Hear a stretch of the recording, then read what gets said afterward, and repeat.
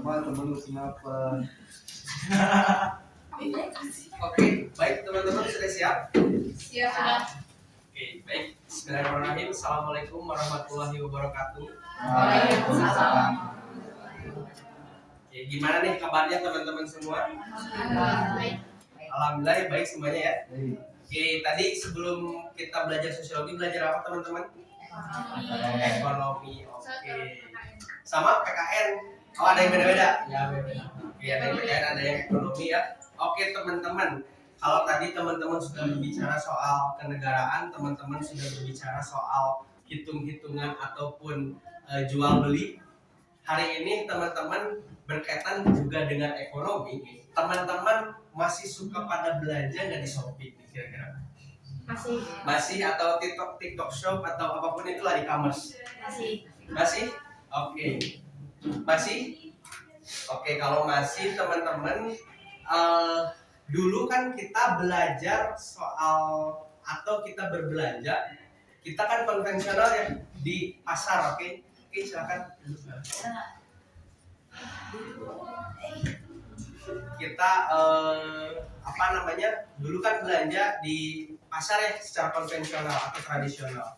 Hari ini mulai terjadi pergeseran, yaitu belanjanya di online atau di e-commerce. Kira-kira teman-teman nih, ada nggak yang mau mencoba berpendapat kenapa sih ada pergeseran tersebut dan gimana sih mekanismenya? Aku mau. Oke, boleh. Siapa namanya? Askia. Gimana Askia? Ya, kasih starting ya. Alhamdulillah ya Allah. Gimana tuh? Agar. Jadi kan kayak orang berada kemarin tadi aku sempat sedikit kayak dengan promnya bahwa kalau dulu kan sistem kayak jual beli kita itu secara konvensional atau secara langsung gitu ya. Sekarang digantikan oleh sistem kayak yang namanya e-commerce atau apapun pembelajaran online. Nah itu terjadi menurut aku karena adanya balik lagi ke globalisasi karena di globalisasi kan diiringnya sama yang namanya kemajuan teknologi, dimana kemajuan teknologi itu ya membuat kita bisa dibilang evolusi gitu ya, melakukan perubahan sehingga ya pasti kalau misalnya ada perubahan kan, kalau misalnya ada perubahan pasti semua aspek kehidupan lain akan berubah juga kan. Sehingga ya itu tadi itu menjadi pendukung bahwa pola konsumsi kita itu berubah. Oke, pola konsumsi kita juga itu berubah. Oke, terima kasih Azkia. Yes.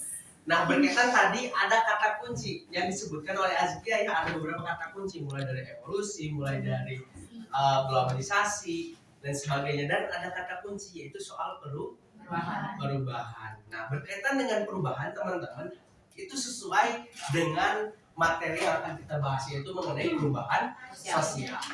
Nah, di perubahan sosial ini kita akan belajar apa saja sih? Kita akan membahas apa saja nih teman-teman? Yang pertama teman-teman, kita akan membahas pengertian perubahan sosial. Bukan hanya definisi ini teman-teman, tapi kita membahas mengenai pengertian perubahan sosial menurut para ahli itu bagaimana sih, seperti itu. Nah, yang kedua, berkaitan dengan sosiologi, kan ada 4 sifatnya ya. Salah satunya adalah teoritis. Berkaitan dengan sosiologi itu teoritis, makanya kemudian kita akan membahas teori perubahan sosial. Kemudian yang ketiga teman-teman, ada faktor penyebab perubahan sosial nih. Kayak kita tadi belanjanya konvensional, terus kita berubah jadi belanjanya online atau di e-commerce. Nah, itu tentu teman-teman ada penyebabnya. Apa saja penyebabnya nanti akan kita bahas. Kemudian yang keempat dan kelima itu ada faktor pendorong perubahan sosial, dan yang terakhir ada faktor penghambat. Nah, jadi pendorongnya apa, penghambatnya apa? Nah, seperti itu. Tujuannya apa nih? Lagi-lagi teman-teman, tujuannya yang pertama jelas kita supaya bisa menjelaskan dan juga paham apa itu perubahan sosial. Kemudian juga kita bisa menganalisis teman-teman kejadian-kejadian di masyarakat itu bisa kita analisis melalui kacamata atau pisau teori sosiologi. Dan yang pasti kita bisa memahami dampaknya kayak gimana sih, penyebabnya apa sih gitu. Itu akan kita bahas di pertemuan kali ini. Begitu teman-teman. Nah, kita mulai teman-teman dari hal yang paling mendasar. Berkaitan dengan perubahan sosial, tentu kita harus mengetahui apa itu pengertian perubahan sosial. Yang pertama kita harus memahami pengertian perubahan sosial.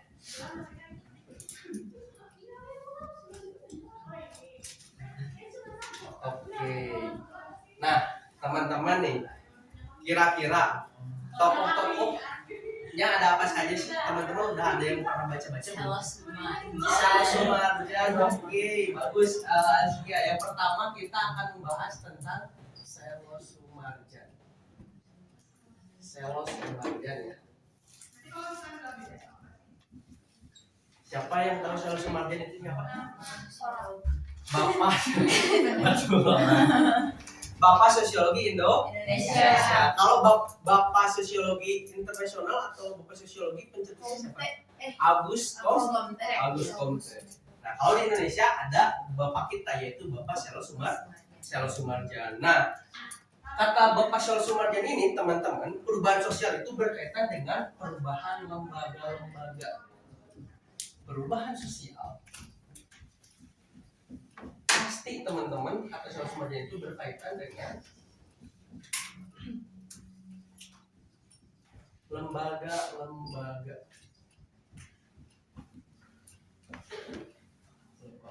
ya.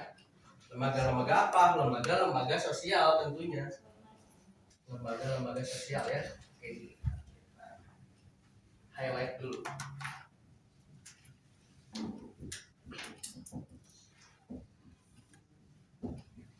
Oke, jadi kata kuncinya ketika kita mengenai definisi dari Selo Sumarjan, intinya adalah berkaitan dengan lembaga-lembaga sosial. Nah, apa saja sih lembaga-lembaga sosial?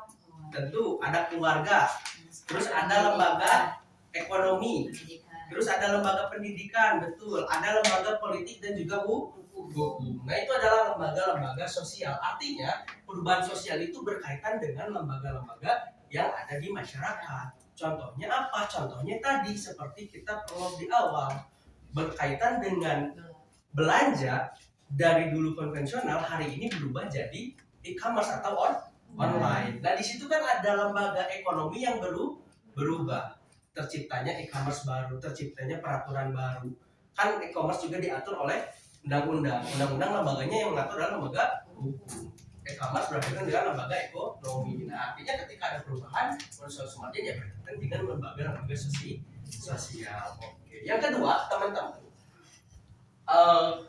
ketika tadi kita sudah membahas Selo Sumarjan, hari ini kita membahas Kingsley Davis. Kingsley Davis ya, tokoh yang kedua.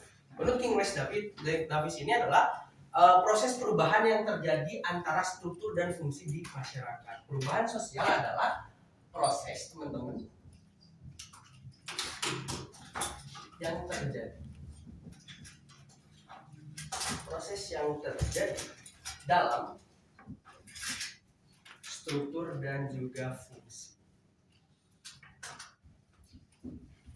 Struktur dan fungsi. Oke, lagi-lagi nih teman-teman, untuk mengingatkan tokohnya yaitu Kingsley Davis, kata kuncinya ada struktur dan juga fungsi. Nah, teman-teman, apa itu struktur? Struktur itu berkaitan dengan tatanan yang ada di masyarakat. Baik itu nilai, baik itu norma, baik itu aturan dan seterusnya. Dan juga fungsi. Fungsi itu berkaitan dengan peran kita di masyarakat. Hari ini teman-teman perannya sebagai siswa, berarti menuntut ilmu dan seterusnya ya, baik di sekolah maupun di tempat bimbel. Nah, berarti teman-teman ketika ada perubahan mempengaruhi struktur dan juga fungsi. Contohnya ketika COVID, dulu teman-teman merasakan sekolah daring. Iya. Nah, ketika teman-teman sekolah daring tentu ada perubahan sosial tuh, ada COVID, tentu pasti ada perubahan sosial yang harus dilakukan. Gimana contohnya kalau dalam struktur dan fungsi? Kita struktur nih, misalkan kakak seorang guru, teman-teman seorang siswa, teman-teman harus belajar cara menggunakan Zoom meeting, atau misalkan harus menempatkan posisi di tempat yang tepat supaya sinyalnya bagus. Pun kakak sebagai guru harus juga bisa beradaptasi. Yang tadinya mengajar secara biasa di depan kelas, hari ini harus belajar di depan laptop. Nah, itu ada perubahan. Kata kuncinya yaitu struktur dan fungsi. Nah, kemudian yang selanjutnya ada William F. Cockburn. Yang ketiga ada William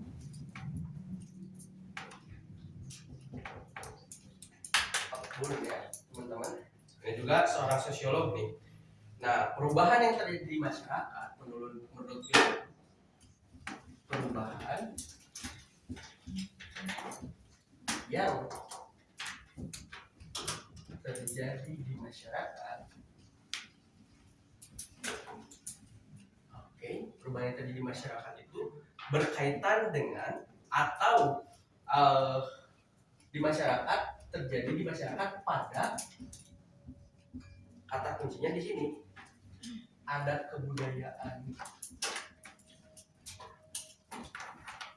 material, teman-teman, sehingga mempengaruhi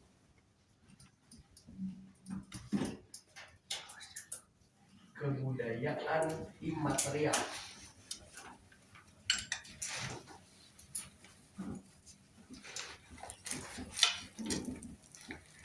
Oke.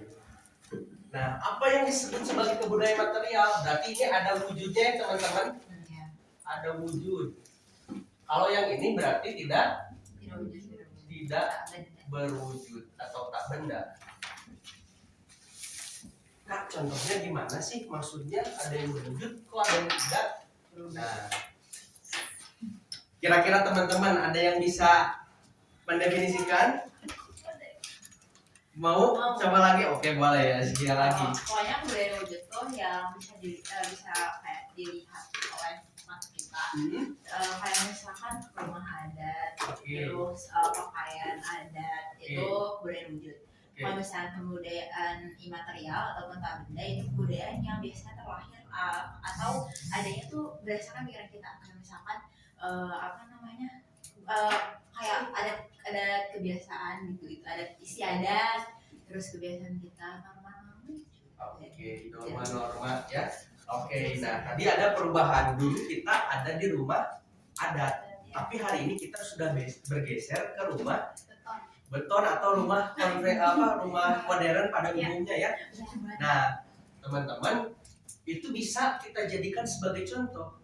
Rumah adalah tempat untuk berinteraksi, ada sosialisasi di dalamnya, ada agen-agen sosialisasi, tempat berkumpul di dalamnya. Nah, teman-teman, yang wujudnya adalah rumah. Yang tidak berwujudnya apa? Atau yang imaterialnya adalah interaksi, komunikasi, kemudian aturan yang dibuat atau norma yang ada. Nah, itu adalah hal-hal yang tidak berwujud. Oke, ini menurut William F. Ofgren. Nah, apa namanya, kata kuncinya yaitu kebudayaan material dan kebudayaan imaterial. Jadi ketika di soal ada muncul kebudayaan material dan imaterial, oh udah pasti ini mah menurut si William, seperti itu, menurut Bapak William gitu. Ini menurut William F. Ofgren, seperti itu teman-teman. Nah, kemudian teman-teman, yang keempat ada definisi menurut John Matthias.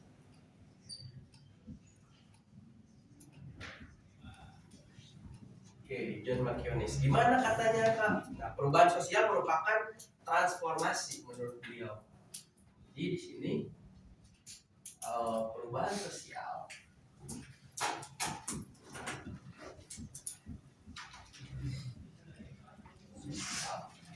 merupakan transformasi. Oke, transformasi apa? Transformasi dari organisasi ya teman-teman.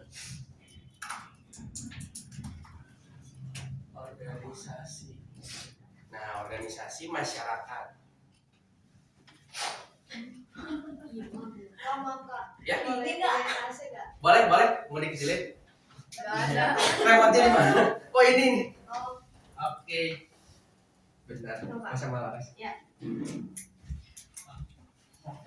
Boleh? Lewat sini. Pak, jangan gitu, Pak. Jangan.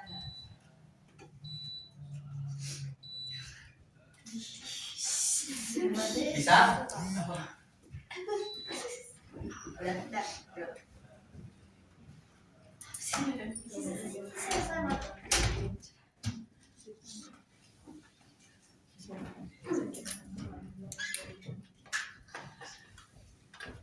Oke, nah ini menurut John Matthias ya, teman-teman, perubahan sosial merupakan transformasi dari organisasi masyarakat dan pola pikir dari perilaku masyarakat.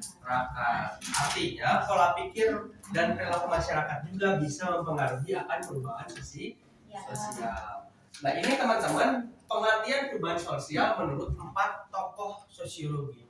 Tapi di luar daripada ini sebetulnya masih banyak teman-teman tokoh-tokoh sosiologi yang mengutarakan tentang perubahan sosial gitu. Tapi memang perlu diingat teman-teman dan hati-hati nih, ini biasanya William F. Ofgren dan juga Charles Sumadian atau King Lloyd Davis ini atau 4 hal ini sering keluar di dalam soal ujian atau soal-soal tes lah seperti itu teman-teman. Jadi teman-teman ketika menghafal ini kata kuncinya sudah kakak berikan ya, yang kakak highlight merah itu adalah kata kuncinya supaya teman-teman tidak pusing atau tahu kata kuncinya seperti itu. Sampai sini teman-teman berkaitan dengan pengertian perubahan sosial. Ada yang ingin kita diskusikan dulu? Oke, dapat dipahami? Oke, dapat ya. Oke, ketika kita dapat dipahami pengertian perubahan sosial, artinya kita sudah membahas apa itu pengertian perubahan sosial menurut para ahli.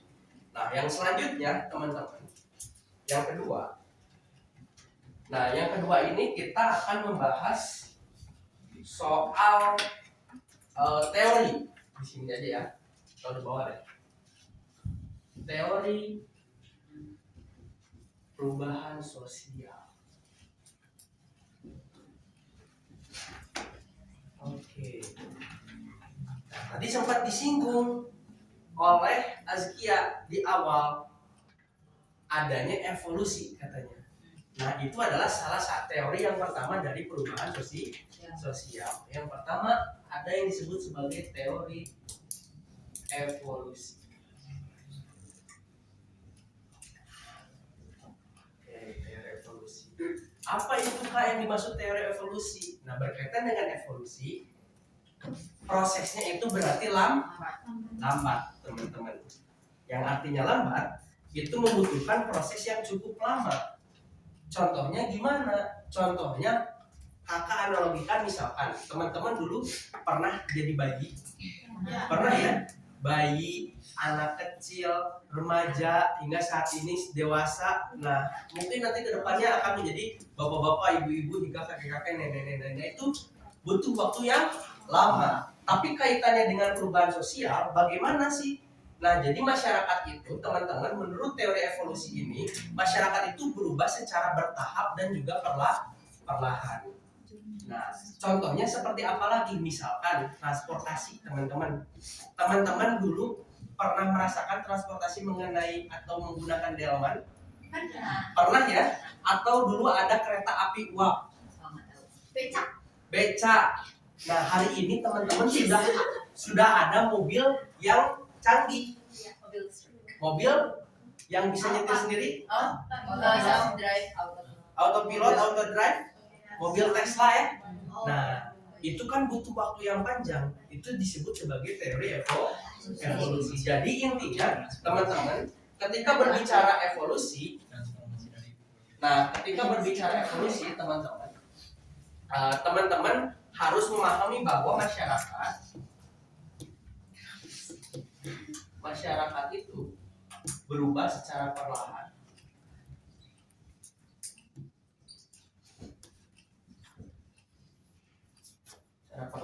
Masyarakat berubah secara perlahan. Kemudian melalui tahapan-tahapan.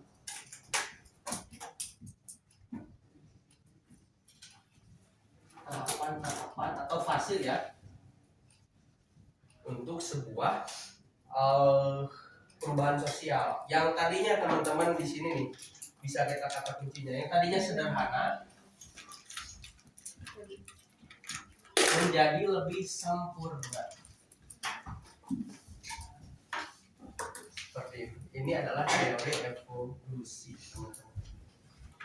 Nah, berkaitan teori evolusi ini, teman-teman, berarti kan ada fase ya. Kalau bisa kakak gambarkan itu seperti ini. Misalkan ini ada tahapan primitif, tradisional, modern. Nah, tahapannya itu perlahan, teman-teman, secara perlahan dari primitif dulu maju, kemudian maju ke tradisional, kemudian ke tahap modern, atau sekarang bisa kita kenal sebagai postmodern atau postmodern. Nah, ini juga tahapan untuk menuju seperti itu. Nah, ini gambaran daripada teori evolusi, teman-teman, seperti itu. Sampai sini ya, kita sudah di tahap posmo. Makanya ada posmo. Modernisasi itu mulainya kapan, teman-teman? Revolusi industri di Inggris. Nah, hari ini kita sudah tahap postmodern. Post itu adalah setelah modern. Udah zamannya AI atau artificial intelligence atau kecerdasan buatan. Nah, jadi ini fase-fase itu cukup lama, teman-teman, butuh waktu berabad-abad. Jadi ini adalah teori evolusi. Terus nanti bakal ada lagi nggak? Nah, yang namanya manusia, teman-teman, kenapa sih kita membahas perubahan sosial? Perubahan sosial itu kan tadi perubahan yang ada di dalam masyarakat dan pengertian yang tadi sudah kita bahas. Nah, kenapa ada selalu perubahan? Karena masyarakat itu dinamis ya, teman-teman. Masyarakat itu dinamis atau manusia itu dinamis. Keperluannya dan kebutuhannya berbeda-beda setiap harinya. Kalau dulu, apakah kita butuh internet? Enggak ya. Hari ini kita harus butuh internet. Bahkan jadi kebutuhan primer. Nah, itu adalah perubahan dan itu adalah inovasi yang dilakukan. Nah, ini nanti akan kita bahas di dalam penyebab. Kenapa sih kita harus terus berkembang atau terus mengalami perubahan sosial? Nanti ada penyebab-penyebabnya. Oke, sampai sini teori evolusi. Ada yang ingin kita diskusikan terlebih dahulu? Ada kemungkinan untuk balik lagi ke misalkan ke tradisional atau kayak berulang lagi siklusnya gitu. Oke, itu akan kita jawab di teori yang kedua. Teori yang kedua adalah teori siklus. Teori siklus, teman-teman. Apa sih teori siklus? Teori siklus ini membahas bahwa perubahan sosial itu berputar, teman-teman. Jadi di sini dijelaskan bahwa perubahan sosial itu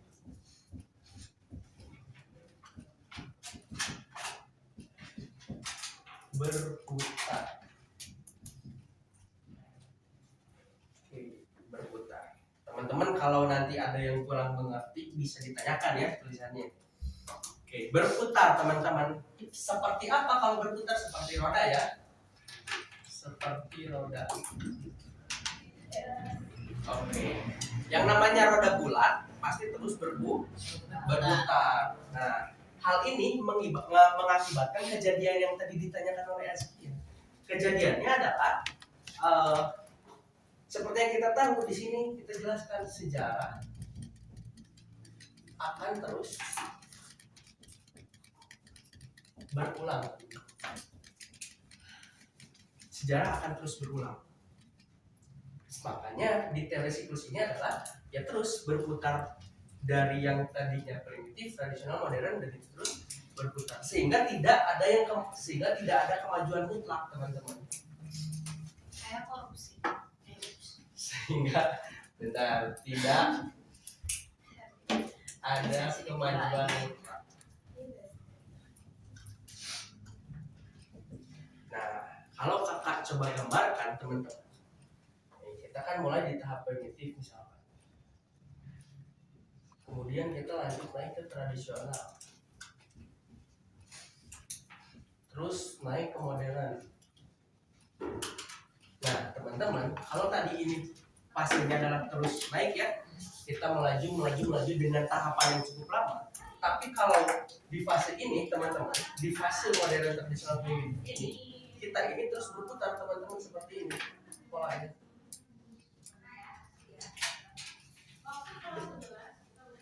Akan terus berulang.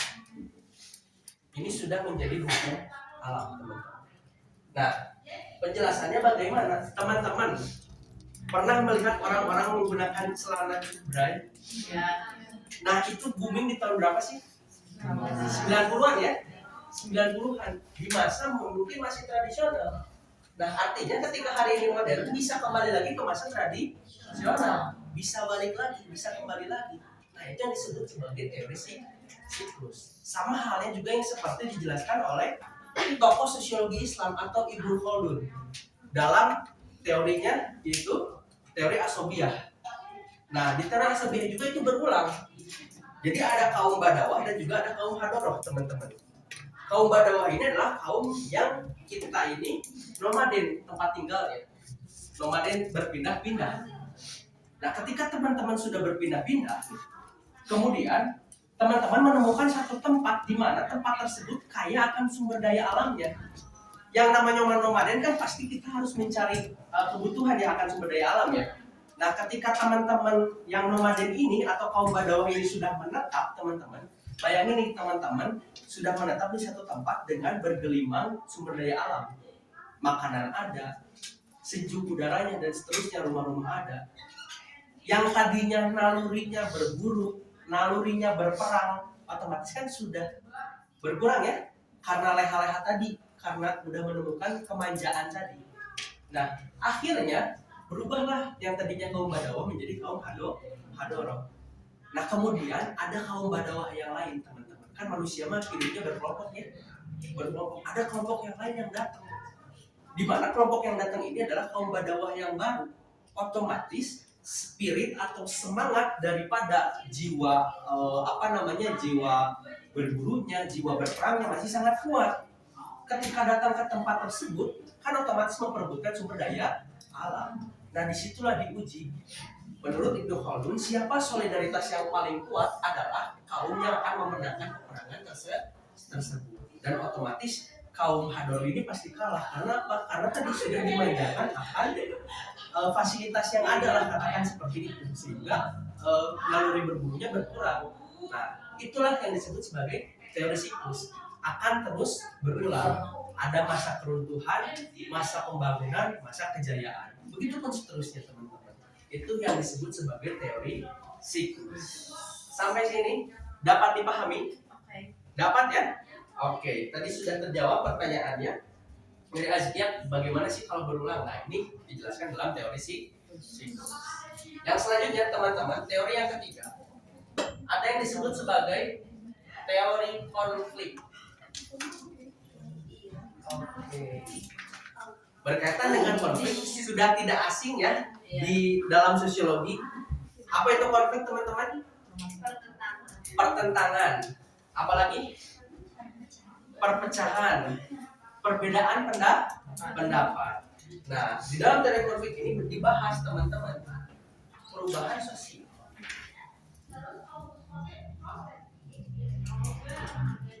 terjadi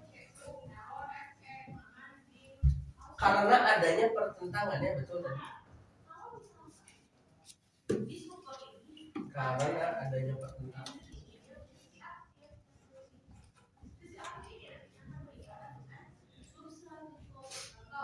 Oke, perubahan sosial terjadi karena adanya pertentangan antar kelompok.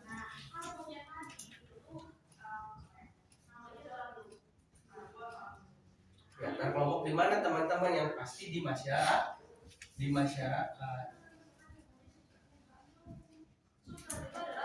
Nah, maksudnya perubahan sosial dari konflik itu gimana sih? Apakah cuma pertentangan aja? Nah, teman-teman, di dalam teori konflik ini biasanya itu ada penguasa dan juga ada, atau bahasanya kalau kata Karl Marx itu adalah bourgeois dan proletar. Ada penguasa atau yang kaya dan juga si miskin atau buruh, teman-teman. Terjadi pertentangan karenanya ada kesenjangan sosial di situ. Nah, kesenjangan sosial ini teman-teman yang menimbulkan konflik di masyarakat antara kelompok satu dengan kelompokan yang lain. Nah, sehingga teman-teman ketika terjadi konflik, biasanya konflik ini antar kelompok ini akhirnya memaksa lahirnya aturan baru atau memaksa lahirnya tatanan baru, sehingga hasil, nah yang disebut perubahannya di sini teman-teman. Konflik inilah kata kuncinya. Konflik inilah yang memaksa lahirnya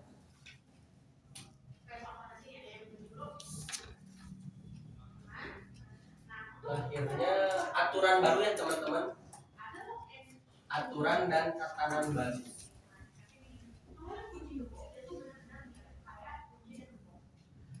Nah, ketika tadi studi kasusnya adalah buruh dan juga bosnya atau pemilik pabrik misalkan. Nah, teman-teman, ketika bertentang misalkan si buruh itu berkomentar bahwa kita tidak mau. Jadi zaman dulu itu teman-teman, kenapa lah sekarang 1 Mei diperingati sebagai Hari Buruh?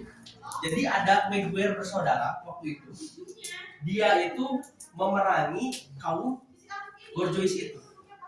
Dengan tuntutan apa? Mereka yang tadinya kerjanya 18 jam menuntut mengurangi jam 12 jam sampai hari ini standar kerja itu adalah 8 jam. Nah, itu adalah hasil perjuangan buruh atau pertentangan. Nah, di situ kan ada aturan dan tatanan baru yang tadinya 18 jam berubah jadi 12 jam, jadi 10 jam, jadi 8 jam. Yang tadinya kerja setiap hari ada liburnya, jadi ada yang 2 hari, ada yang 1 hari. Nah, konflik itulah yang menyebabkan perubahan sosial karena munculnya atau lahirnya tatanan atau aturan baru seperti itu. Oke, sampai sini dalam teori konflik ada yang ingin ditanyakan? Paham ya? Oke, paham. Yang selanjutnya teman-teman, berkaitan dengan teori konflik, kita juga yang ketika berbicara sosiologi tidak lepas dari yang namanya yang keempat ini. Teori apa kira-kira? Fungsionalis. Atau struktural fungsional, teman-teman. Nah, masyarakat itu seperti organ tubuh, teman-teman. Ini ya. Masyarakat seperti organ tubuh.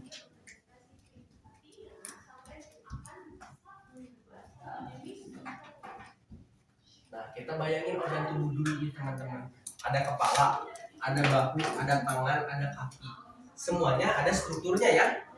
Dan masing-masing memiliki fungsi yang berbeda. Artinya saling melengkapi. Di antara struktur dan fungsi itu saling melengkapi satu sama yang lainnya.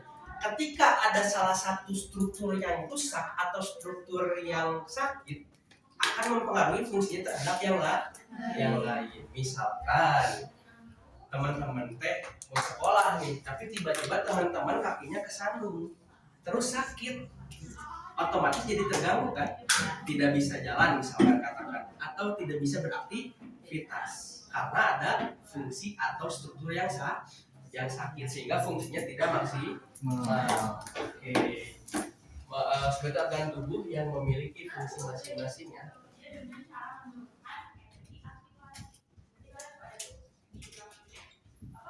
Fungsi masing-masing. Oke, teman-teman. Nah, ini fungsinya untuk apa? Jadi teman-teman bagian akan ikut sakit secara otomatis akan membentuk sebuah keseimbangan ya. Otomatis ketika ada yang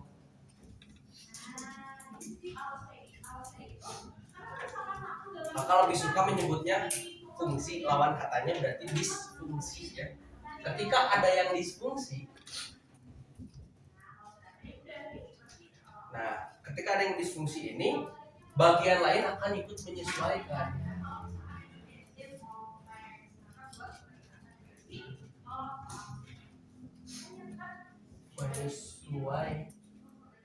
Menyesuaikan. Ikut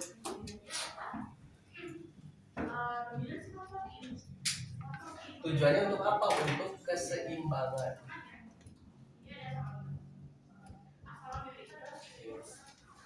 Jadi tadi ketika kakinya sakit, otomatis bagian yang lain harus menyesuaikan, entah itu nanti pakai kursi roda atau ntar pakai tongkat. Nah itu adalah bentuk penyesuaian supaya apa? Supaya tetap seimbang perubahan di masyarakat. Nah kemudian ada teori yang terakhir teman-teman, yang dinamakan sebagai teori gerakan sosial.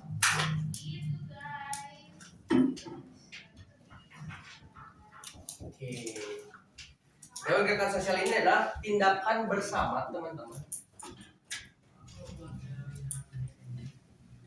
Tindakan bersama yang terorganisir.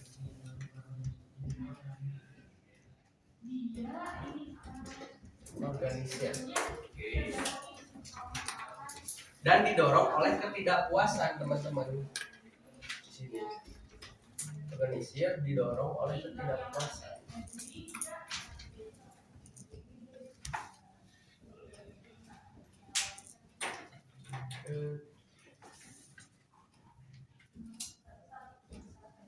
Puasan.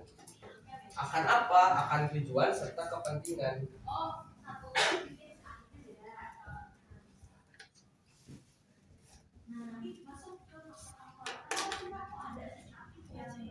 Oke. Contohnya gimana? Contohnya teman-teman pernah tahu peristiwa 98? Ya. Nah, itu adalah salah satu gerakan sosial. Di mana dalam gerakan tersebut dilakukan secara terorganisir. Karena apa? Karena ada ketidakpuasan akan tujuan dan juga kepentingan yang sama di situ. Makanya muncul atau lahirlah gerakan-gerakan sosial. Seperti itu.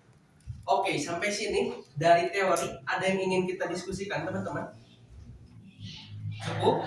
Oke, kalau tidak ada yang bertanya, izinkan kakak untuk bertanya ke teman-teman nih. Kakak akan menyampaikan sebuah studi kasus.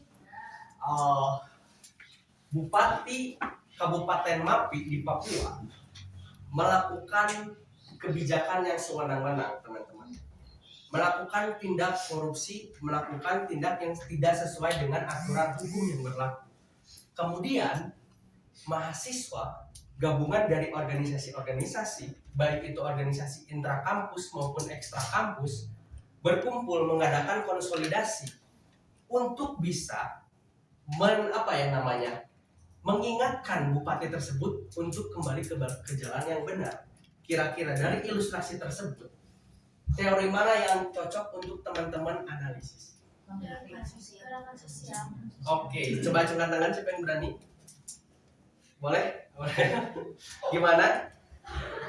Gerakan sosial. Oke, kenapa gerakan sosial kira-kira? Kan didorong oleh ketidakpuasannya tadi. Jadi adanya organisasi itu tuh untuk Untuk memperbaiki masalah. Oke, terima kasih Aure. Nah, betul ya.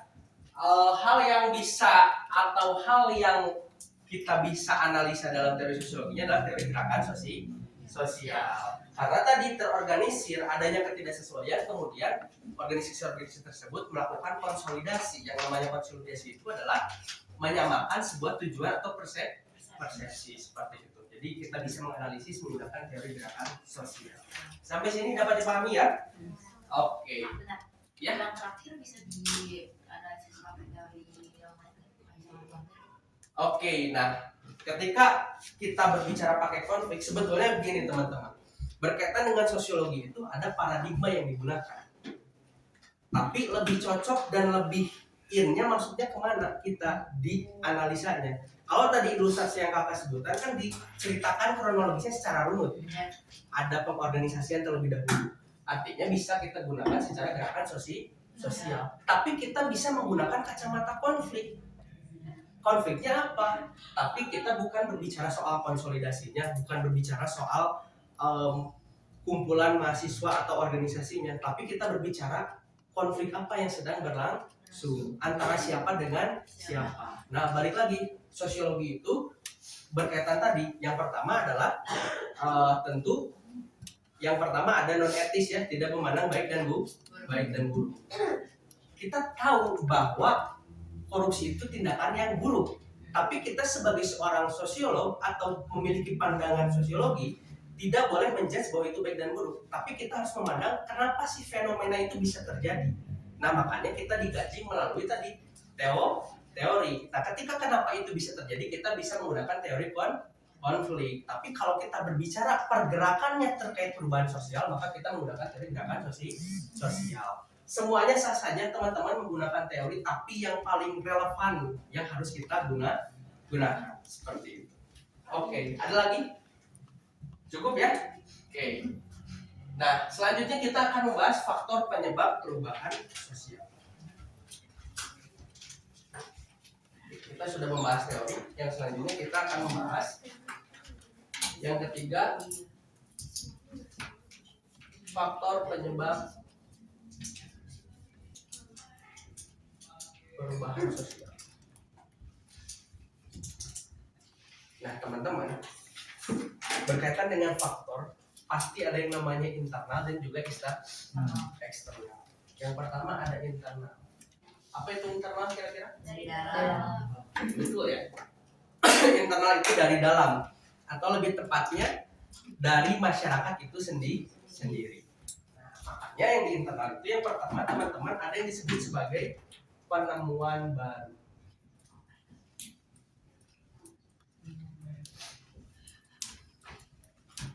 Apa itu penemuan baru? Penemuan baru itu adalah sebuah hal yang baru ditemukan. Dan penemuan baru ini teman-teman dibagi lagi teman-teman menjadi beberapa hal. Yang pertama ada yang disebut sebagai discovery.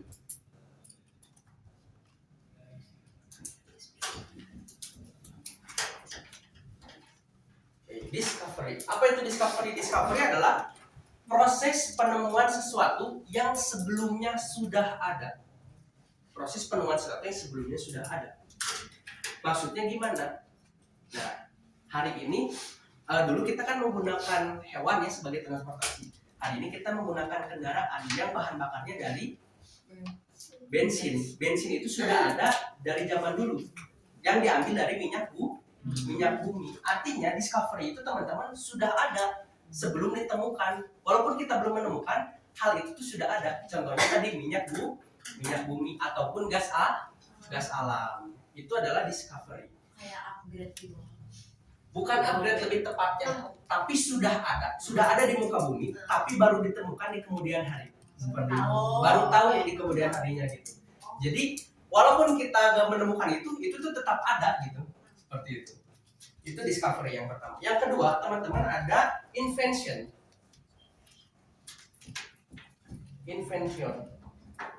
Atau invention ya. Apa itu invention? Invention itu adalah pertemuan yang benar-benar baru atau penemuan yang benar-benar baru.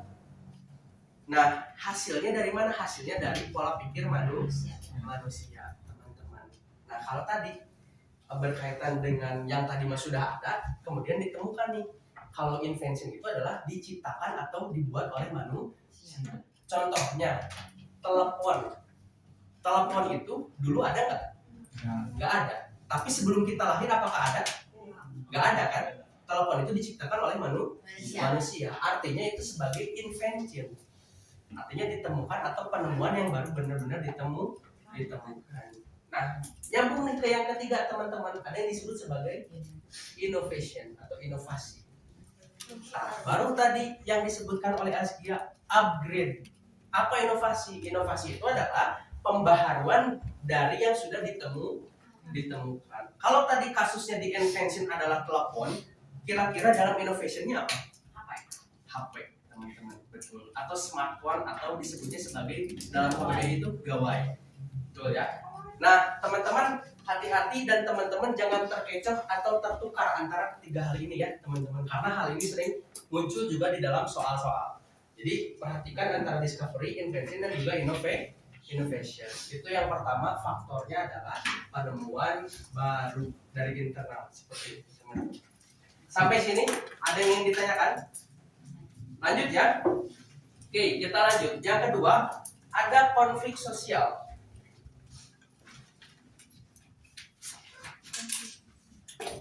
Konflik sosial. Apa itu konflik sosial, teman-teman? Tadi sudah kita bahas ya, berkaitan dengan konflik. Berkaitan dengan konflik pasti ada yang namanya perbedaan pendapat.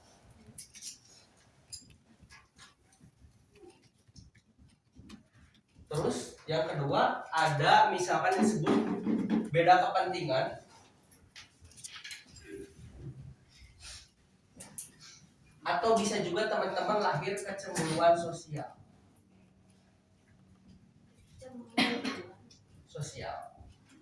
Nah, kecemburuan sosial itu bisa menimbulkan konflik. Jadi itu juga bisa salah satu faktor penyebab perubahan sosial. Misalkan kita kan adalah sebuah kelompok di kelas ini, sebuah masyarakat. Berarti faktor internal itu adalah faktor yang dengan kaitannya dengan kita yang ada di dalam sini. Nah, itu kecemburuan sosial bisa saja terjadi. Misalkan seorang guru terlalu mengistimewakan siswanya, nah yang lain sehingga cemburu, terjadilah konflik. Nah, itu bisa menyebabkan perubahan sosial seperti itu. Yang ketiga, teman-teman, yang ketiga, di sini ada yang disebut sebagai pemberontakan. Oke, apa itu pemberontakan? Pemberontakan itu adalah proses atau usaha menentang. Proses atau usaha menentang ingin menggantikan apa? Ingin menggantikan tatanan yang sudah ada. Itu adalah pemberontakan. Jadi ingin menggantikan sebuah pemberontakan, menggantikan sebuah tatanan atau aturan, teman-teman. Faktor internalnya. Kemudian yang keempat, yang terakhir teman-teman di faktor internal, ada yang disebut sebagai dinamika penduduk.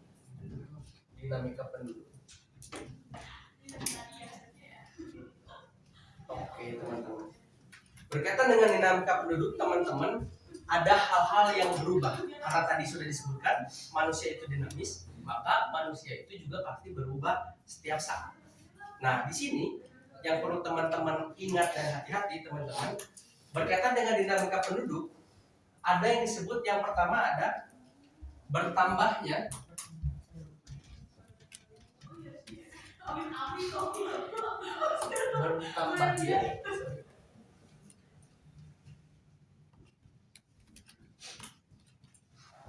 jumlah penduduk. Gimana cara nama jumlah penduduk? Kelahiran. Oke, dari kelahiran ya. Dia urbanisasi. Kelahiran. Nah, ini nih teman-teman perlu kita pahami bersama. Ada yang disebut sebagai apa kalau disebut kelahiran? Natali.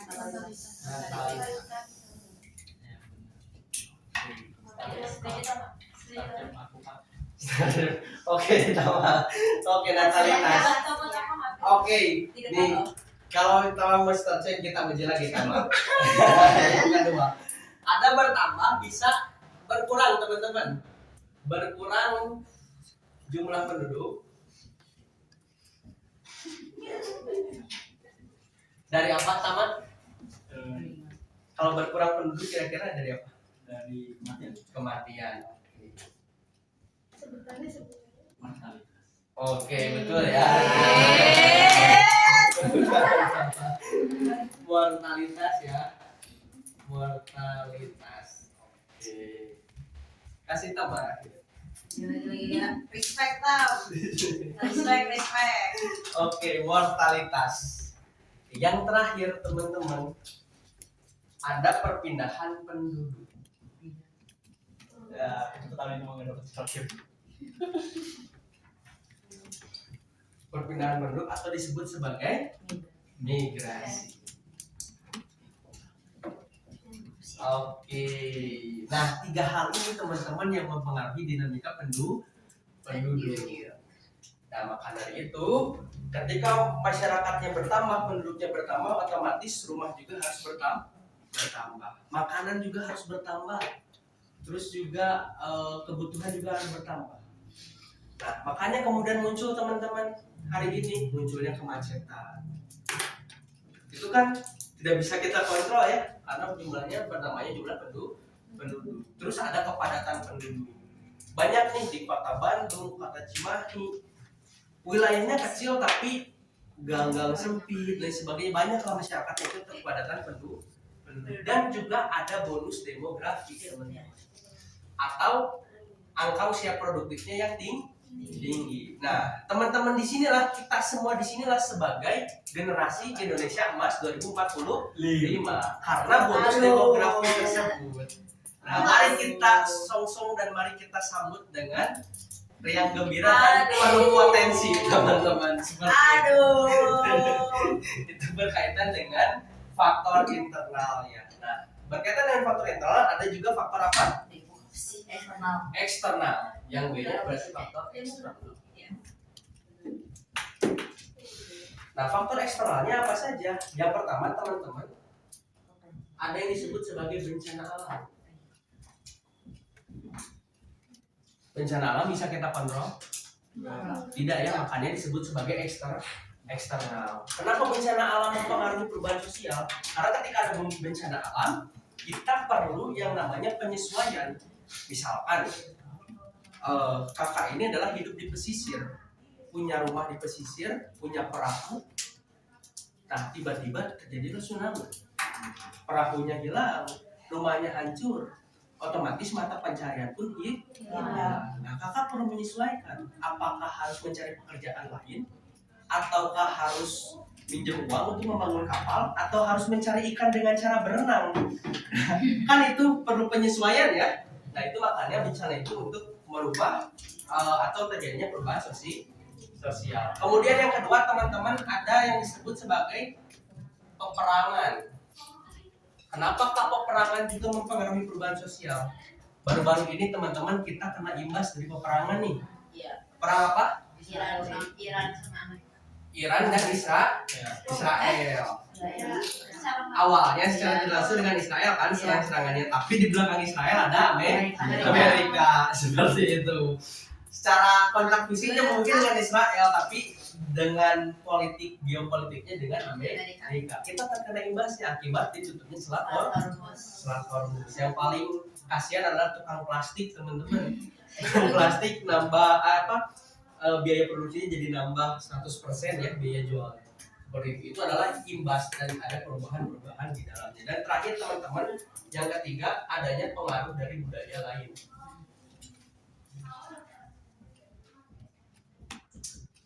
Oke, pengaruh budaya lain itulah faktor eksternal daripada perubahan sosial. Oke, ya faktor-faktor. Oke, kita sisa 2 nih, ada faktor pendorong dan penghambat. Nah, faktor pendorong itu apa?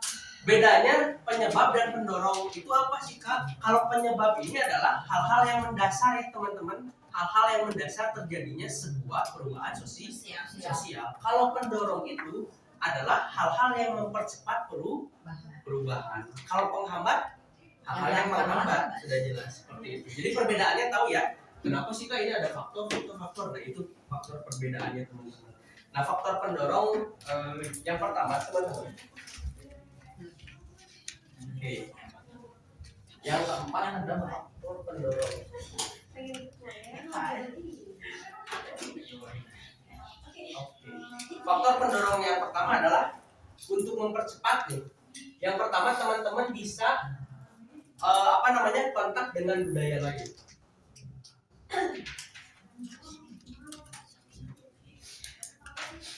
Budaya lain. Ketika teman-teman kontak dengan budaya lain, otomatis mempercepat yang disebut sebagai perubahan sosial. Halo Mas Kia. Oke, kita dengar dulu ya. Oke, kontak dengan budaya lain. Nah, ini adalah sebuah diskusi, teman-teman. Apa itu diskusi? Diskusi itu adalah penyebaran kebudayaan. Artinya, ketika dulu misalkan kita tradisional masuk budaya-budaya modern, otomatis kita bercampur, otomatis kita bisa ikut yang namanya sebuah perkembangan. Otomatis perubahannya jadi lebih cepat. Nah, ini ada dua cara nih teman-teman, dua cara kontak dengan budaya lain. Ada yang damai, ada yang dengan kekerasan. Kalau damai itu biasanya dengan pernikahan. Misalkan nikah budaya satu dengan budaya lainnya sehingga mempercepat yang namanya perubahan budaya. Terus yang kedua bisa dengan kesenian teman-teman. Nah, seperti musik dangdut, musik dangdut kan campuran dari Arabnya ada, kemudian Melayunya ada. Nah itu kan percampuran ya, sehingga menghasilkan aliran musik baru. Kemudian yang selanjutnya juga bisa melalui praktik perdagangan teman-teman. Hadirnya budaya-budaya di Indonesia dari Melayu dari luar itu dibawa oleh perdagangan juga salah satunya teman-teman. Nah kalau melalui kekerasan biasanya melalui penjajahan, melalui kolonialisme. Nah itu adalah kontak dengan budaya lain. Kemudian yang kedua teman-teman, keberagaman masyarakat.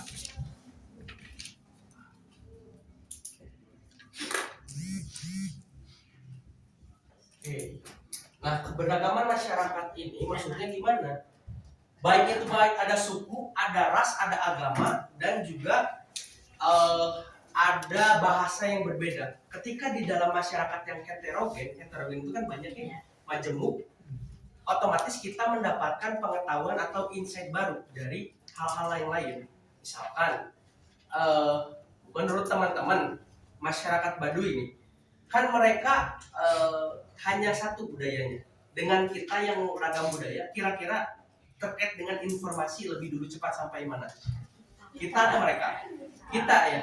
Nah artinya keberagaman masyarakat itu mempengaruhi akan perubahan sosial teman-teman, seperti itu. Bukan berarti di Baduy salah, tapi ini mah kita sedang membahas faktor pendorongnya ya teman-teman. Kalau ingin berkembang atau ingin maju dengan cepat, faktor pendorong yang kedua adalah keberagaman masyarakat. Kemudian yang ketiga ada lapisan sosial yang terbuka teman-teman.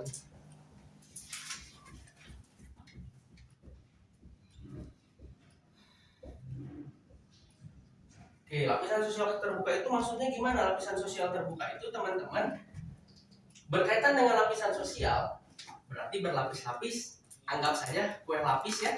Ada lapisan-lapisannya tuh.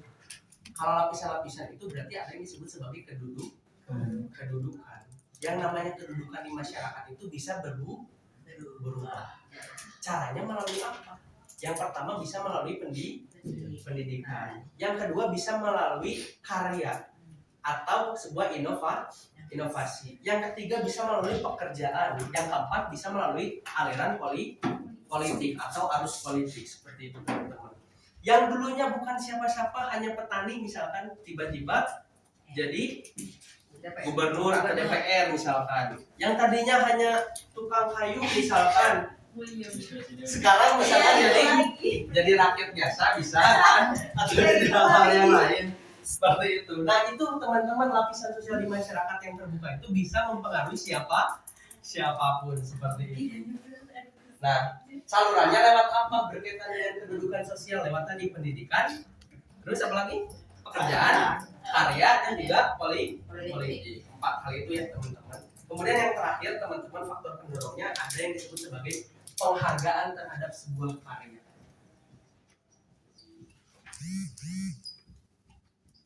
Penghargaan terhadap sebuah karya.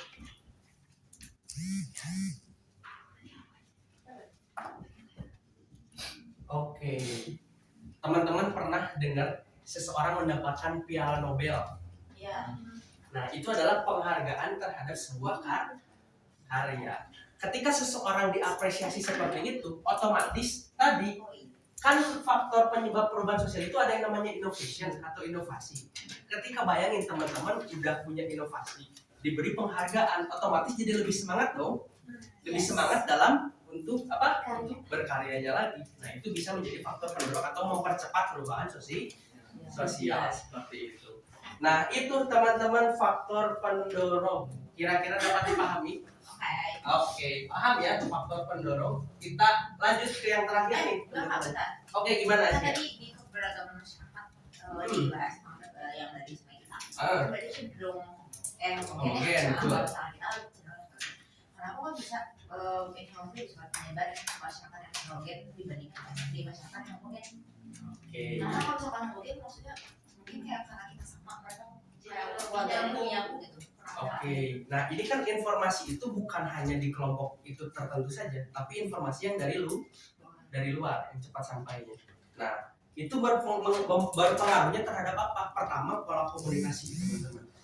Nah, kita semua di sini sudah menggunakan smartphone untuk gawai.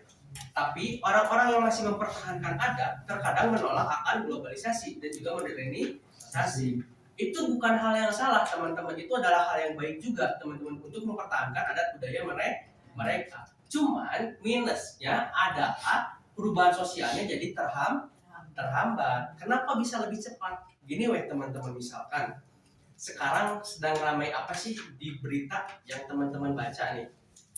Baca berita kan? Maka yakin teman-teman semua di sini suka baca berita. Prabowo.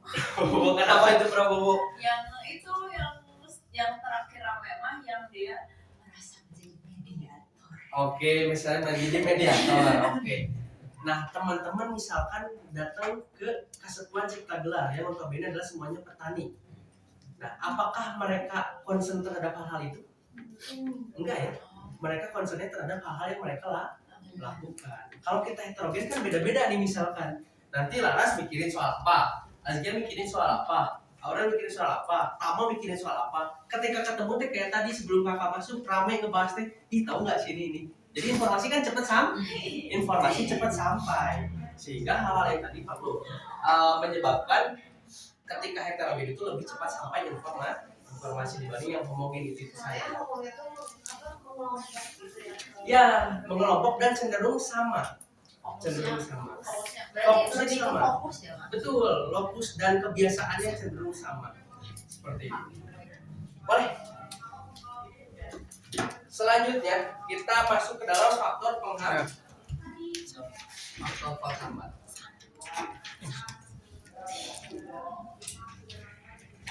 Nah, teman-teman berbicara faktor penghambat. Tadi ketika kontak dengan budaya lain berarti lawannya adalah kurangnya kontak dengan masyarakat lain. Kurangnya kontak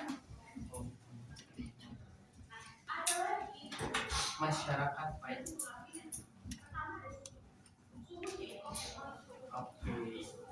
Tadi sudah dijelaskan ya oleh dari pertanyaan Azkia dan juga Lanas, kurangnya kontak dengan budaya lain. Nah, ini tuh bisa dua teman-teman penyebabnya.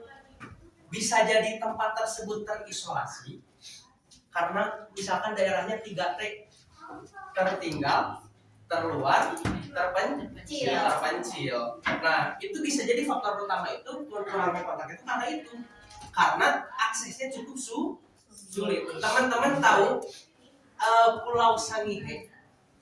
Tahu nggak? Sangihe Di ini apa? di Indonesia. Pulau Sangihe itu adalah pulau terujung di utara Indonesia. Jadi Sulawesi dari Miangas ke atas lagi. Pokoknya dari Maluku, Sulawesi itu ke atas lagi. Lebih dekat ke Filipina seperti itu. Nah, itu adalah Pulau Sangihe. Mereka terpencil sekali, teman-teman. Nah, itu kan kurangnya kontak dengan masyarakat lain. Gak tahu kalian mau udah menikmati MBG, nggak tahu mereka makan bisa jadi belum. Kayak gitu kan contohnya ini mah. Nah, terus kemudian bisa juga adalah keinginan masyarakat itu sendiri. Faktor yang keduanya, contohnya kayak mana? Kayak Baduy tadi yang kakak sebutkan. Baduy itu adalah karena masyarakatnya sendiri yang tidak mau karena ingin mempertahankan potensi dan juga kebudayaan mereka. Balik lagi teman-teman, berkaitan dengan sosiologi, jangan menjudge ya, non etis, tidak memandang buruk. Nah, kakak senang di sosiologi itu seperti itu. Ya udah, mereka seperti itu, biarkan saja. Maksudnya itu pilihan mereka. Tapi ini mah kita membahas faktornya saja kan, penyebabnya saja seperti itu, teman-teman. Kemudian yang kedua adalah adat istiadat yang tertanam kuat, teman-teman. Adat istiadat ya, boleh.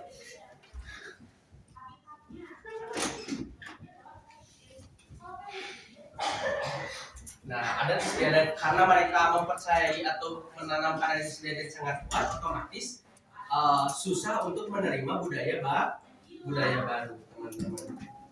Kemudian yang ketiga ada terhambatnya perkembangan iptek.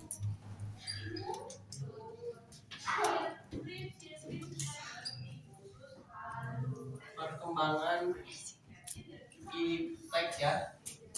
Apa itu iptek? Ilmu pengetahuan Dan teknologi. Nah, terhambat itu bisa ada dua faktor, teman-teman. Bisa pembangunan pendidikannya yang kurang. Kayak tadi misalkan di Pulau Sangihe itu kurang gurunya atau kurang aksesnya sehingga pendidikannya jadi terhambat. Atau faktor yang kedua, teman-teman, kalau bukan karena pendidikan yang terhambat karena tempatnya yang terpencil atau aksesnya susah, yang kedua adalah masyarakatnya masih percaya akan mitos. Jadi ketika sakit bukannya berobat ke dokter, tapi malah ke dukun misalkan. Nah itu masih percaya akan ritus-ritus atau mitos-mitos yang ada di masyarakat. Kayak dulu kan kayak gitu teman-teman. Hujan itu katanya ada dewa lagi nangis dan sebagainya. Nah itu kan percayanya masih mitos, belum berkembang ilmu pengetahuan itu. Tapi kan hari ini sudah bisa dijelaskan dan dilogiskan melalui ilmu pengetahuan. Itulah pentingnya ilmu pengetahuan, teman-teman. Oke. Kemudian yang keempat ada prasangka terhadap hal baru.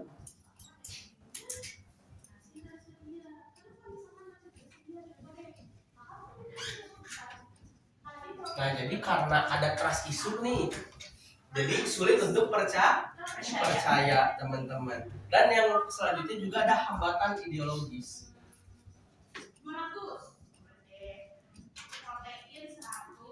Karena ini mah ideologis itu berkaitan dengan pemahaman atau pemikiran. Dan juga ada vested interest.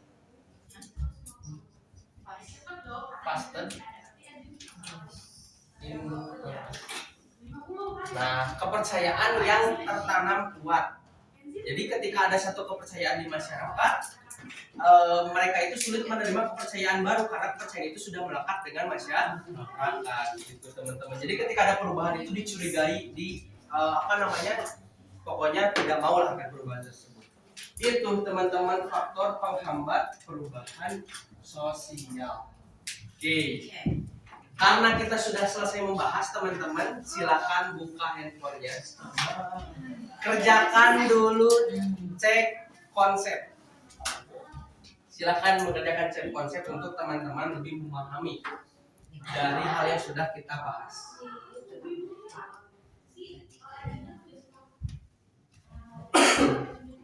Silakan buka ya. Ada cek konsep? Oke. Silakan mengerjakan cek konsep dengan waktu. Bisa? Belum ada? Oke. Bisa nanti bareng-bareng dulu ya. Ayo HP-nya mana? Itu. Oi. Oke. Pengerjakannya waktu 5 menit dari sekarang. Tapi 1 jam Pak. Iya, karena mau 1 jam lagi ke depan kita. 5 menit ya. Oke, silakan. Bisa buka? Buka. Cek konsep. Buka. Cek konsep kan? Yang cek konsep? Iya. Ada nggak cek konsep?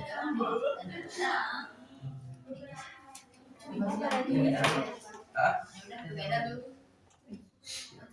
Apa dilihat dulu enggak? Oh, enggak ada ya. Terus soal Terus siklus.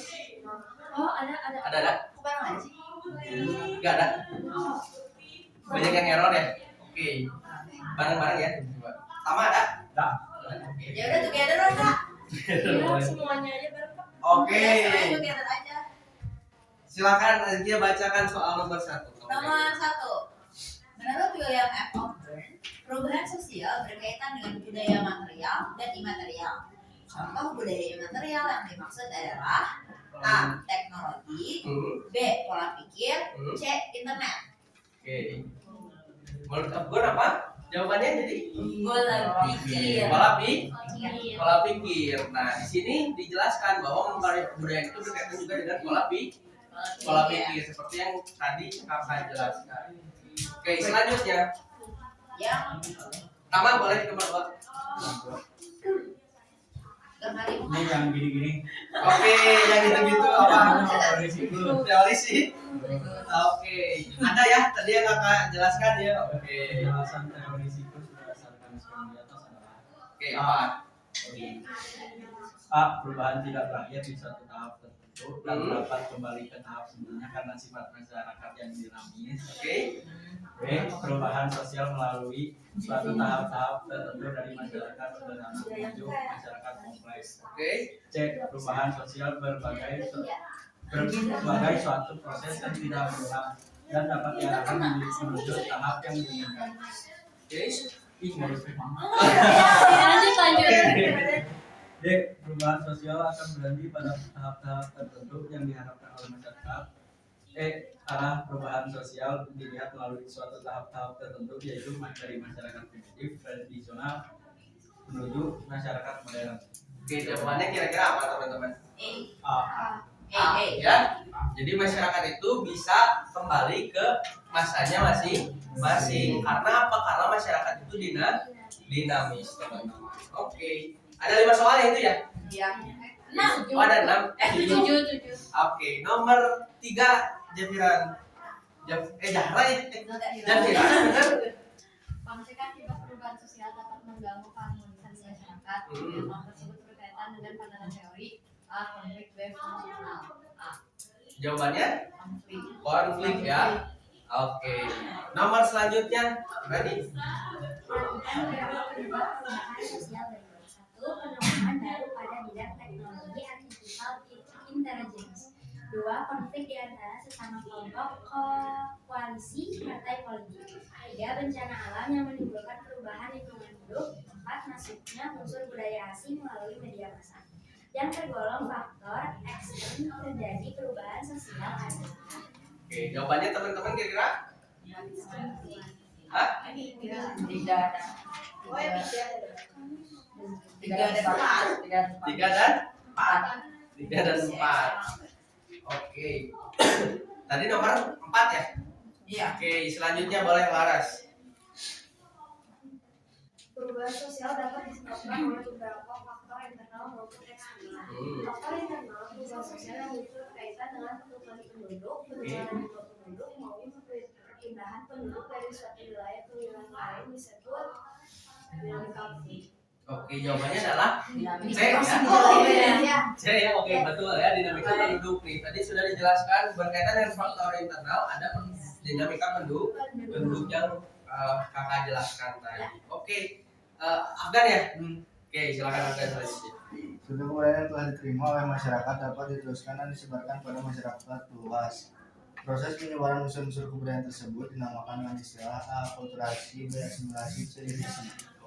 Jawabannya adalah difusi. Apa itu difusi tadi? Yang penyebaran budaya. Penyebaran budaya, teman-teman. Oke. Nomor 7 Aleta. Perubahan sosial dapat terhambat oleh vested interest Karena apa nih vested interest tadi? Vested interest itu apa, teman-teman? Yang tadi kita jelaskan? Kuat. Kepercayaan yang kuat. Kepercayaan yang kuat. Jadi jawabannya adalah A ya atau B kira-kira? A. Kalau yang tertanam banyak ada B ya. Oh. B teman-teman, karena ada kepercayaan yang kuat. Kalau berkaitan dengan kepercayaan itu kan pasti ada kepentingan nih di suatu kelompok. Ketika ada pemahaman atau pemikiran yang baru, otomatis curiga, otomatis menolak, atau otomatis berbicara perubahan, berbicara juga ancaman. Itulah yang disebut sebagai vested interest. Oke, nah itu teman-teman materi kita sampai sini. Masih ada waktu nih teman-teman. Kok nomor 3 salah ya? Nomor 3 apa jawabannya teman-teman tadi? Fungsional. Oh, iya tuh. Nomor 3 Iya. yang faktor dinamika. Pernyataan tersebut berkaitan dengan pandangan teori. Mana soalnya bentar. Berarti kita jawabnya apa ya guys? Konflik akibat perubahan sosial dapat mengganggu harmonisasi masyarakat. Nah ini harusnya jawabannya adalah konflik ya, bukan Fungsional. Ya salah berarti. Ya, salah lu. Salah lu. Oke, nanti kakak jadikan catatan untuk laporan ya. Harusnya itu adalah konflik. Udah dilaporkan. Sudah dilaporkan. Nah teman-teman masih ada waktu nih. Yang bisa akses kuis silahkan kerjakan kuis. Bisa tuh. Yang belum bisa. Aduh, kenapa bisa ya? Oke, bisa nggak? Bisa dong. Bentar, Pak. Oke, kerjain dulu kuis. Sebentar aja teman-teman karena kita keluar 2015 ya. 7 soal lagi. Silahkan itu jawab masing-masing dan tidak akan kita bahas. Terus aku gimana Pak? Gak bisa. Gak bisa. Together. Yang gak bisa nanti kerjain di rumah ya. Yang bisa sekarang kerjakan Ini dulu. together ya tuh. So, tapi nggak akan dibahas di kelas. Ya Silahkan udah kerjakan. together tapi. Aku belum sadar tingkah padahal. Tenang. Oke, kakak kasih waktu masih ada 7 menit. 5 menit kak. So, 5 menit kalau bisa capek. Kalau enggak, Kalau nggak bisa.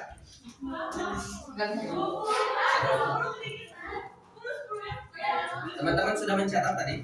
Enggak ya?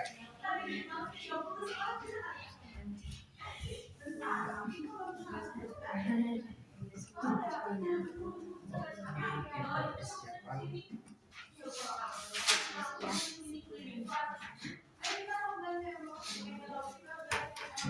ini TK. Hah? Kapan kak? Enggak, ini penilaian masing-masing 1, 2, 3, 4, 5, 6, 7, 8, 9, 10, 11, 12. Di absen cuma 8, ada yang belum masuk absen ya? Oke. Belum ya? Nanti yang belum kawan Pak. Silakan yang bisa kerjakan kerjakan dulu, yang belum bisa nanti bisa dilatih di rumah ya. Nah, kayak ini teman-teman ada perubahan nih, ada yang bisa, ada yang enggak. Itu maksudnya kira-kira faktor apa? Internal atau eksternal? Internal. Nggak bisa ngerjain ya, ada yang bisa ngerjain, ada yang nggak bisa. Di webnya ada yang enggak. Eksternal. Aplikasinya. Bukan salah kita ya.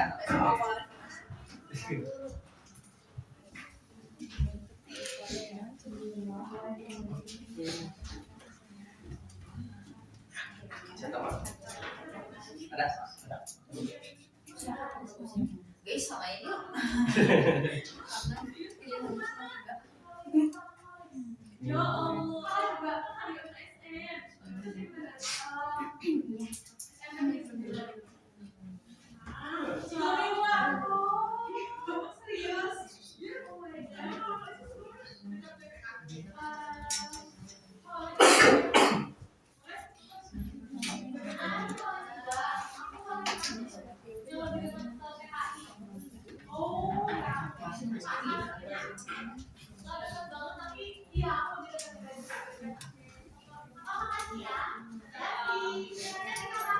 Lama kali bikinnya. Aku kira nggak ada nyebut. Aku kira sih. Kalau dikasihnya cuma 3 berarti. Agak sama Rifki ya. Hasan. Oh Rifki ada ya. Oh Rifki Hasan. Dipanggilnya Hasan. Oke siapa? Beres ya? Ah belum.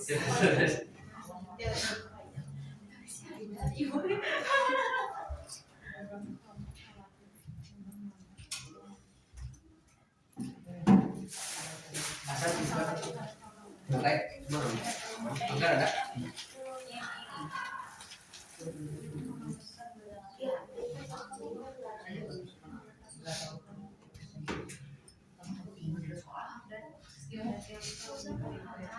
Ya.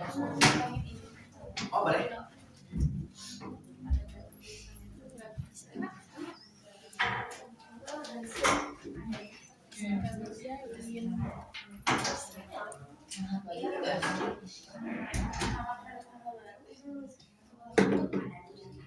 Ih, parah.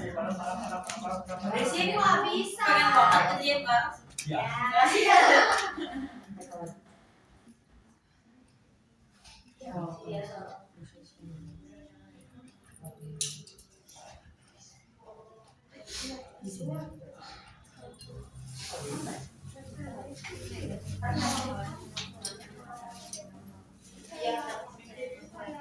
Guys, nomor 5 kalian apa?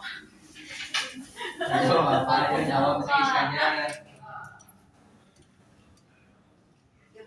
Nggak bisa nembak. Iya, ini sih yang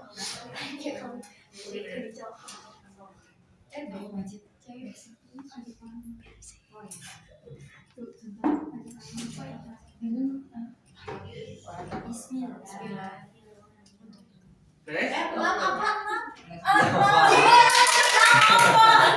Ayo, siap, ayo. Yang coba beres? Belum. Oh iya benar. Ayo jangan jangan hilang fokus. Jangan ke distract sama yang udah ya. kalian berdistraksi. Yang 7.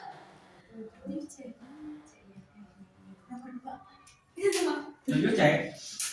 Nggak tahu. Ih, jahat. Emang Kayak mau senyum aja. Mau benar.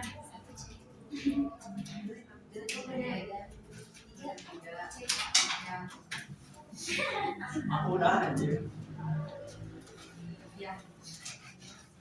Oh, gitu. Udah?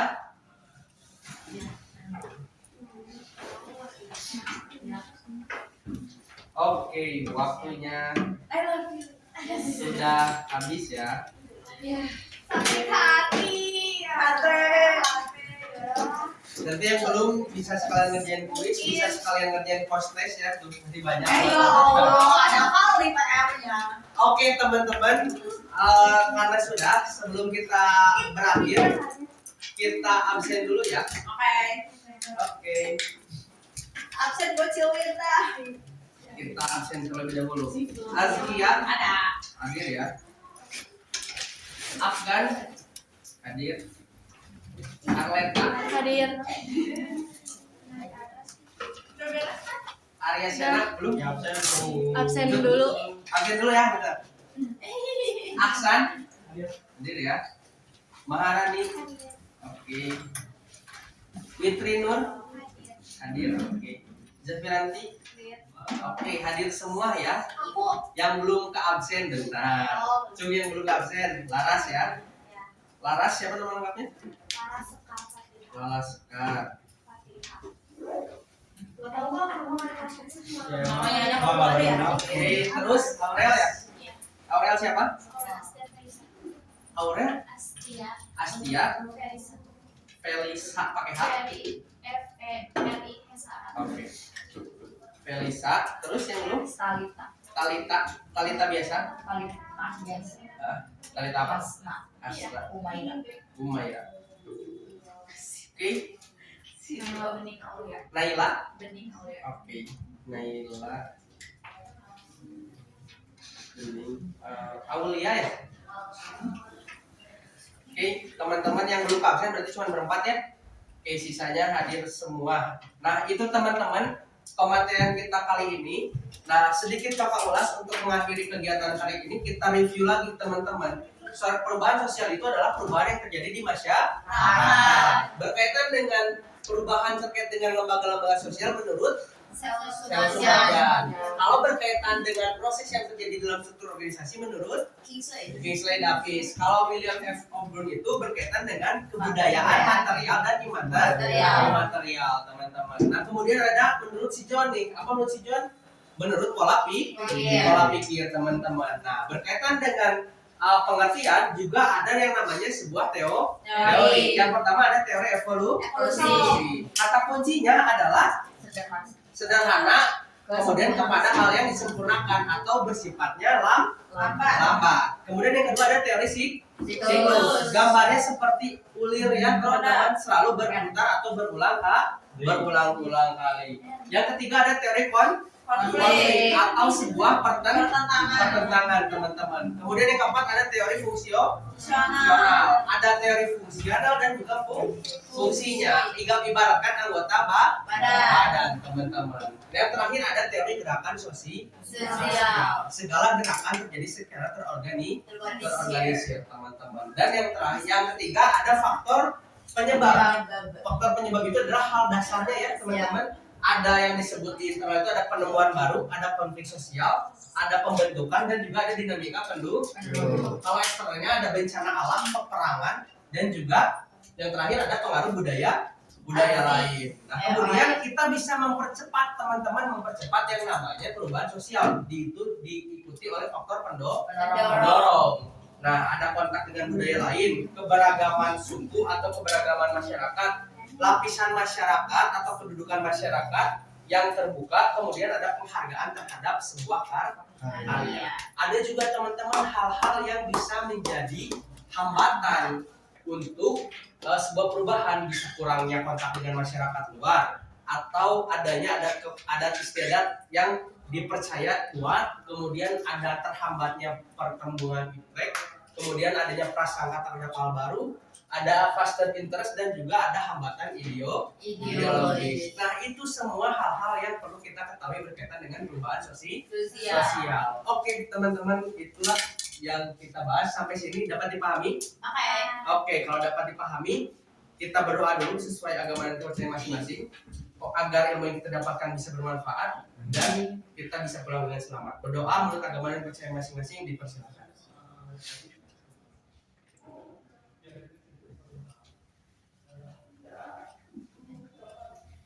Oke, berdoa dicukupkan. Terakhir sebelum kakak tutup, silahkan rating dulu. Sudah? Jalan sini sudah? Oke, yang ini? Oke, silahkan ya.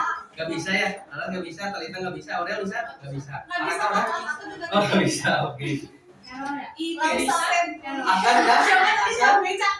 Oke, tahu udah? Oke, bentar ya. Kalau sudah, akan tutup teman-teman pertemuan kita kali ini. Terima kasih sudah bekerja sama dan berkolaborasi. Semoga apa yang kakak sampaikan bisa menjadi manfaat untuk kita semua, teman-teman. Jadi nggak ada? Jangan lupa ya. Wifi cepat. Ada? Ya, langsung aja kita Sambil kakak tutup ya. Oke, terima kasih teman-teman atas perhatiannya. Sampai bertemu lagi di pertemuan selanjutnya. Salam sehat untuk teman-teman beserta keluarga. Akhirul kalam hidayah suratul mustaqim. Assalamualaikum warahmatullahi wabarakatuh. Waalaikumsalam warahmatullahi wabarakatuh. Oke, terima kasih teman-teman ya. Sampai ketemu lagi ya. Apa? Benar-benar.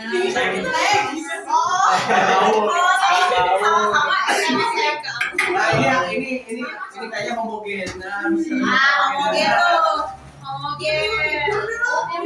Kita mau sharing section. Diam dulu. Oh iya.